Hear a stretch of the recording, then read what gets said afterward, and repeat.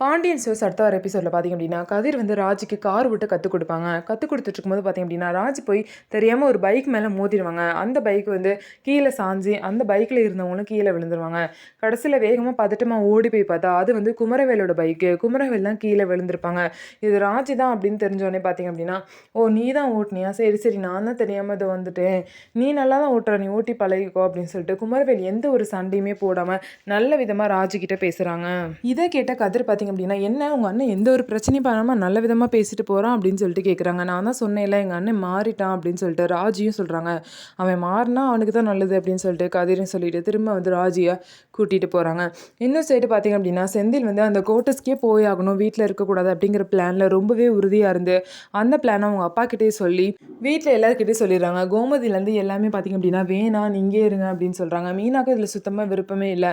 ஆனால் பாண்டியனும் பார்த்திங்க அப்படின்னா விடு கோமதி, அவன் இஷ்டத்துக்கு என்னமோ பண்ணட்டும் அப்படின்னு சொல்லி விட்டுட்டாங்க. அதே மாதிரி பார்த்திங்க அப்படின்னா மீனாவும் செந்திலும் வந்து தனியாக கோட்டர்ஸ் வீட்டுக்கு போயிட்டாங்க.